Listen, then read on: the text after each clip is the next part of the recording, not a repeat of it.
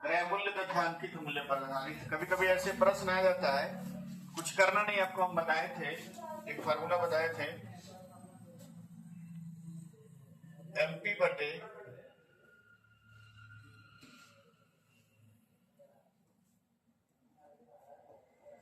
आपको बताए थे एमपी बटे सीपी बराबर 100 प्लस लाभ, ठीक है, ये बताए थे ना जी सर। 100 प्लस लाभ बटे 100 माइनस,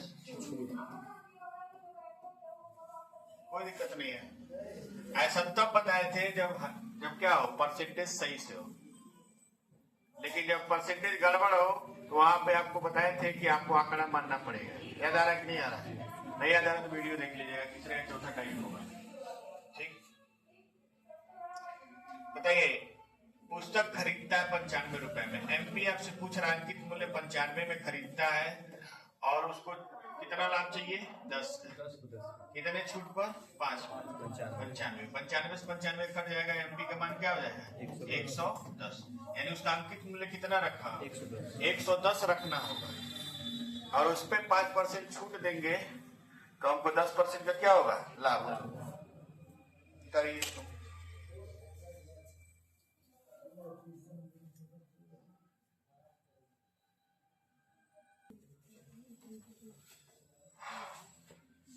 बहुत बड़ा क्वेश्चन नहीं है ये। एमपी निकालना है, सीपी कितना? 460। 8% का छूट देकर लाभ कितना कमाना है? 112 बटा 92।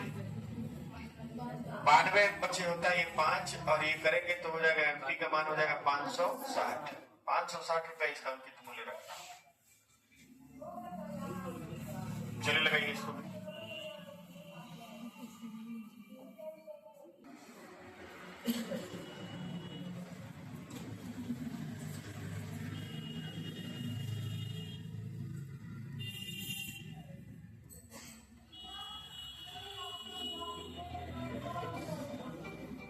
साइलेंट कर दीजिए।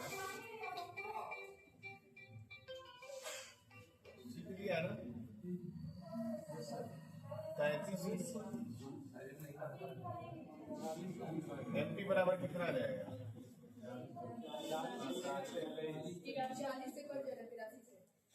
40,000 में जी सर। तब तो आ जाएगा 48-40 जी।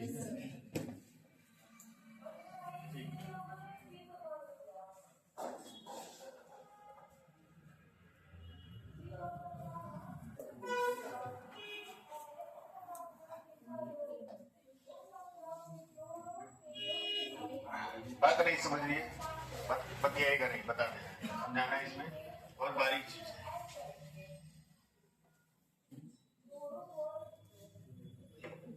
पहले तो समझिए कि यक्ष चूड़ी, चूड़ी है खिलौना, यक्ष खिलौना खरीदने पर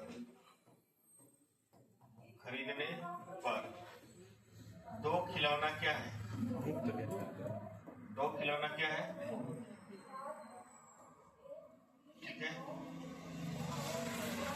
मैंने 2 की जगह हम लिख देते हैं वाई खिलौना। एक्स खिलौना खरीदने पर वाई खिलौना क्या है?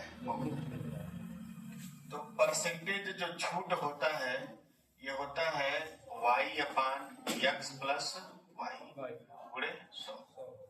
पहले समझ लीजिए, आंसर समझ लीजिए, उसके बाद हम तरीका बताना कैसे लगेगा। ठीक है, यानी 2/6 प्लस 2 पूरे 100। ठीक, ये हो जाएगा 2/8। इसको मानेंगे 1/4, और 1/4 का मतलब कितना हो जाएगा? 25%। यानी जो छूट मिला है वो कितना मिला है? 25%। और छूट किसको मिला है? ग्राहक को। कई लोग सोच रहे होंगे कि 6 पर 2 मुफ्त मिला है तो 33% हुआ, तो 33% का नुकसान हुआ किसको? दुकानदार। तो नुकसान नहीं पूछ रहा आपसे, आपसे पूछ रहा है ग्राहक को छूट कितना मिला है। अब ऐसे समझिए,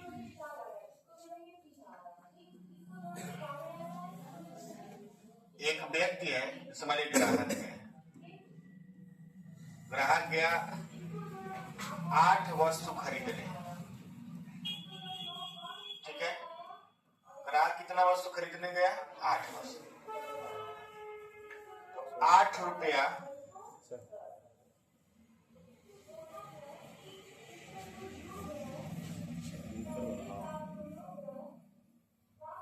ऐसे समझिएगा।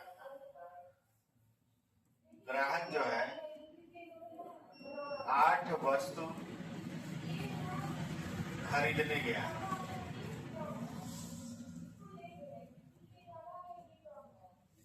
कितने रुपए में?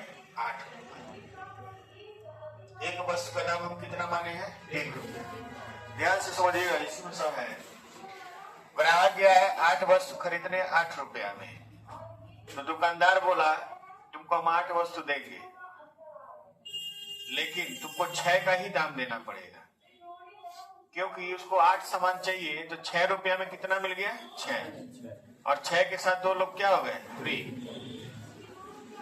तो 6 रुपए में 6 सामान मिला, ठीक, और 2 सामान क्या मिला? फ्री मिला।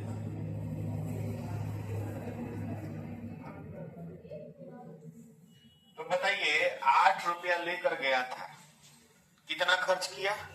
6। और उसको छूट कितना मिला? 2। तो 8 में छूट कितना मिला? 2। 8 रुपया लेकर दुकानदार गया था, उसको छूट कितना मिला? 2। बाकी का 6 का क्या ले लिया? सामान। ऐसा में 2/8 का मतलब हो जाएगा 1/4, और 1/4 का मतलब क्या हो जाएगा? 8 रुपया वो लेकर गया था। मान लीजिए सामान फ्री नहीं रहता, तब तो 8 रुपया में सामान पाता, लेकिन जब सामान फ्री हो गया तो 8 की जगह कितना खर्च हुआ? 6। तो कितना छूट उसको मिल गया? 2। और उसको लगाने का तरीका ये है, y/x प्लस y।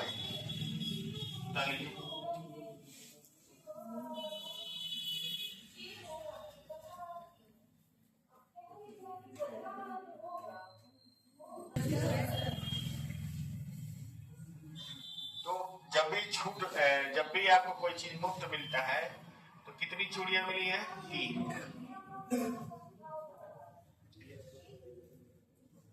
3 चूड़ियां मुफ्त मिली है। 15 कर लेंगे। 12 3 कितना देगा? 3/15 मतलब 1/5 बराबर 20%। दुकानदार को नुकसान, दुकानदार को 25% नुकसान हो गया। 12 में कितने का नुकसान हुआ है? ठीक है, चलो हेडिंग लिखिए विविध प्रश्न। सब खत्म हो गया, चैप्टर खत्म, फाइनल। जितना आपको पूछना आप पूछ लीजिए, नहीं पूछना मत पूछिए। लगाइए जो सवाल हम लिखे हैं, जहां तक लगा सकते हैं लगाइए।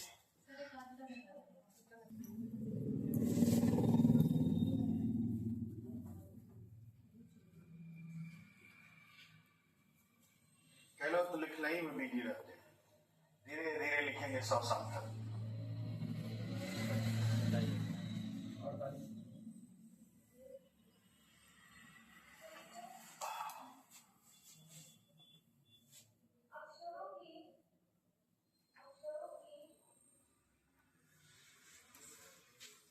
चलिए 100 रुपया उसका मूल्य है CP, ठीक है, और इसका मूल्य 100 रुपया अधिक लगा रख देते हैं। अंकित मूल्य कितना हो गया? 200। 200 पे आप 5% का छूट दीजिए तो हो जाएगा 190। और फिर आप 20% का छूट दीजिए। 20% का छूट मैंने 4/5, 5 3 15, 5 8 40, 4 8 32, 4 3 12 3 15, 152। लाभ कितना हो जाएगा? 52।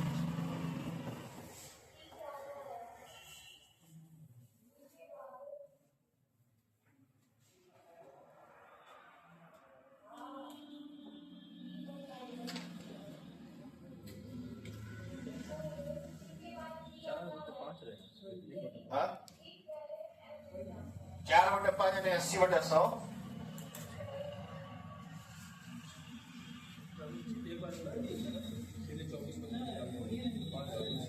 वो भी हो सकता है।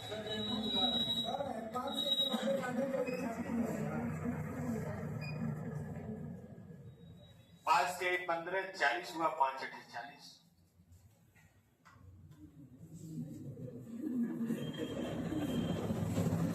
आगे बढ़ा जाए?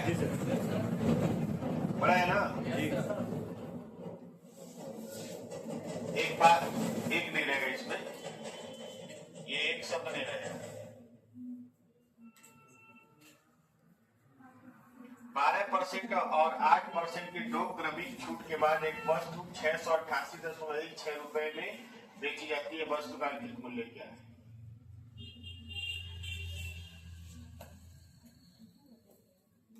12% का मतलब 25 से 22 और 8% का मतलब 25 से 23, यानी 625 से 22 3 66 506 की 606 23 दूना 46 23 दूना 46 4 506। देखिए 506 का वैल्यू है 688.1। एक का वैल्यू हो जाएगा 688.16/500। काटिए, देखिए कितनी बार है 506 का 506। देखिए हमें भाग दे रहे हैं। अभी सवाल ऐसे है कि आपको भाग देना ही पड़ेगा। 506 का 506 2 8 1 10 लगाते एक उतारेंगे 5 से 1 15 3 बार में जाएगा। 3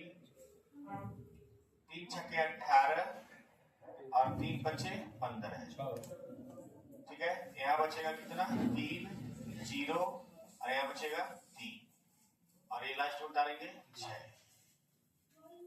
5 छक्के 30 6 छक्के 6 बार में चला जाएगा, यानी आ जाएगा इसका वैल्यू 1.3। एक का वैल्यू 1.3। आप 625 का वैल्यू निकाल लीजिए। 1.3 6 गुणे 625। देखिए कितना आएगा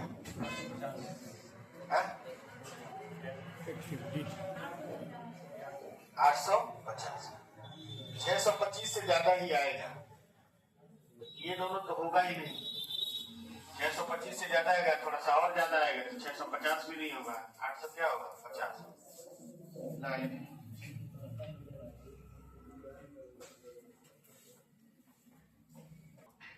चलेगा।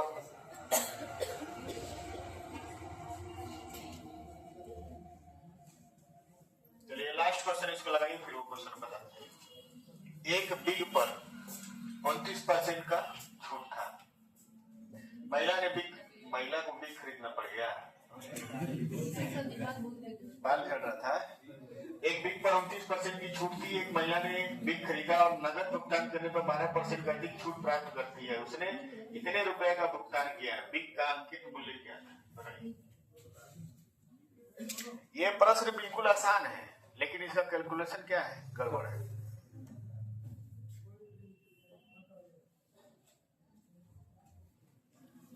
ऑप्शन गलत है, पुराना वाला ऑप्शन है। 29% का छूट था।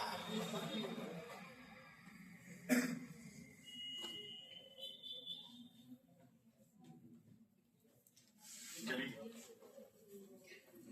100 से कितना छूट मिला? 100 से हो गया 1000 और उसका 12% मिला है। नहीं 25 से कितना मिला? 22। ये जाएगा 2500 और ये जाएगा 22 से कम 22 22 से 154 156 1562 का वैल्यू है। 1562 का वैल्यू है 31,204। 15 दूना 30 6 दूना 12 2 दूना 4। ठीक है, यानी एक का वैल्यू कितना हो जाएगा?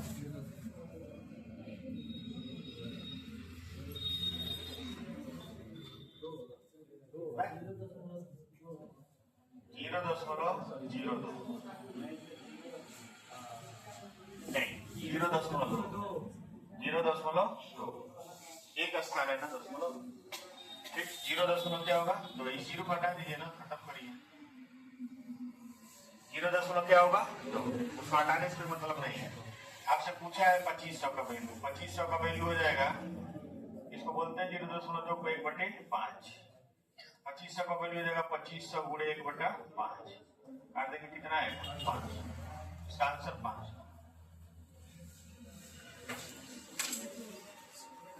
चलिए एक काम करते हैं, कुछ और भी क्वेश्चन है उसको मंगलवार को लगवा दे क्या, बाकी आप पूछ भी लीजिए,